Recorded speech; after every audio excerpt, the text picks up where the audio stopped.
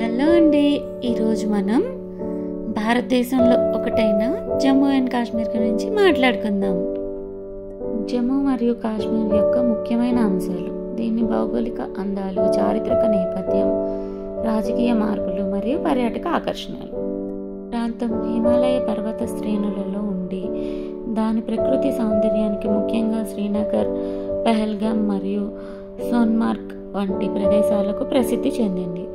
2019లో దీనిని కేంద్ర పరిపాలిత ప్రాంతంగా మార్చారు. దీని ప్రత్యేకత ప్రతిపాదిని ఆర్టికల్ 370 రద్దు చేయడం ద్వారా తొలగించారు.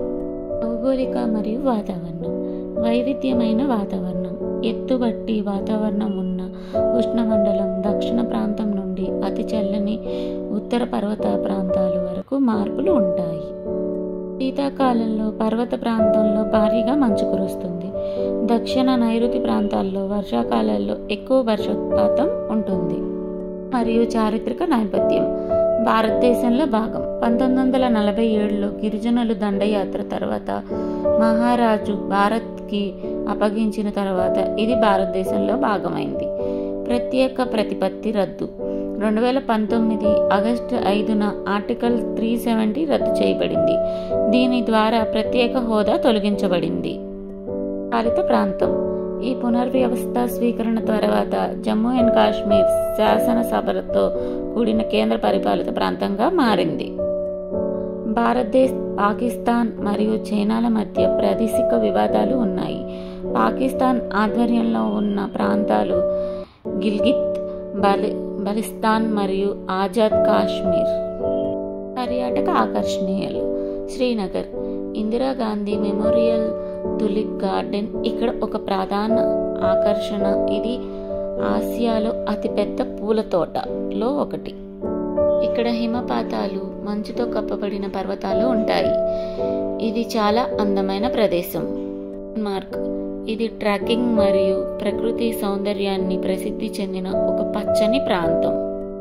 కనెక్షన్, రవాణా, జమ్మూ తావి రైల్వే స్టేషన్ భారతదేశంలో అనేక నగరాలతో అనుసంధించబడి ఉంది. లోయ మార్గం, జమ్మూ బార్ములా మార్గం ద్వారా కాశ్మీర్ లోయకు రైలు మార్గం ఉంది. భారతదేశంలో ఉత్తరపు కోన హిమాలయ పర్వతాలలో ఒదిగి ఉన్న కేంద్ర పరిపాలిత ప్రాంతాలు. దీనికి ఉత్తరాన తూర్పున చైనా, పశ్చిమాన పాకిస్తాన్ దేశాలతో అంతర్జాతీయ సరిహద్దులు ఉన్నాయి. దక్షిణాన హిమాచల్ ప్రదేశ్ రాష్ట్రం ఉంది.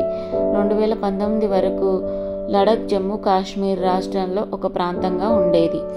2019 ఆగస్టులో భారత్ పార్లమెంట్ 2019 అక్టోబర్ 31 నుండి లడఖ్ను మరొక కేంద్ర పరిపాలిత ప్రాంతంగా ప్రకటించింది.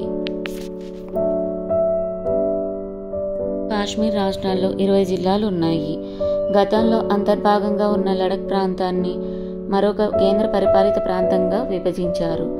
జమ్మూ కాశ్మీర్ రాష్ట్రం శాసనసభలలో ప్రస్తుతం 90 శాసనసభ నియోజకవర్గాలు ఉన్నాయి. కాశ్మీర్ రాజధాని, వేసవిలో శ్రీనగర్, తక్కిన సమయాల్లో జమ్మూ. జమ్మూ కాశ్మీర్లో పెద్ద నగర్ శ్రీనగర్.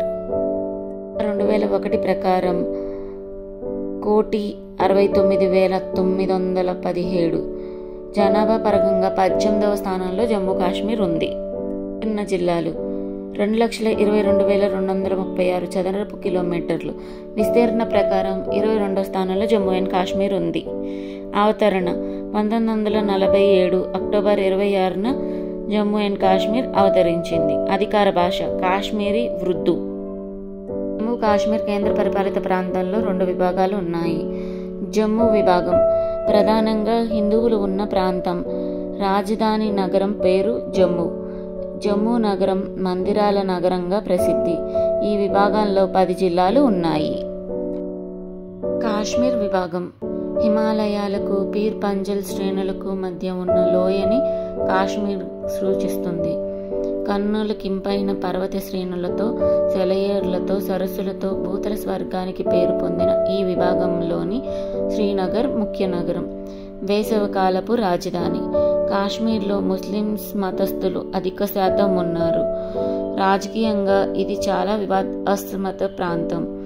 భారతదేశం పాకిస్తాన్ల మధ్య 2 యుద్ధాలకు కారణం. ఇప్పటికీ వేర్పాటువాదం, ఉగ్రవాదం ఇక్కడ ప్రబలంగా ఉన్నాయి. ఈ విభాగంలో 10 జిల్లాలు ఉన్నాయి. నాకు జమ్మూ అండ్ కాశ్మీర్ గురించి తెలిసిన కొన్ని పాయింట్స్.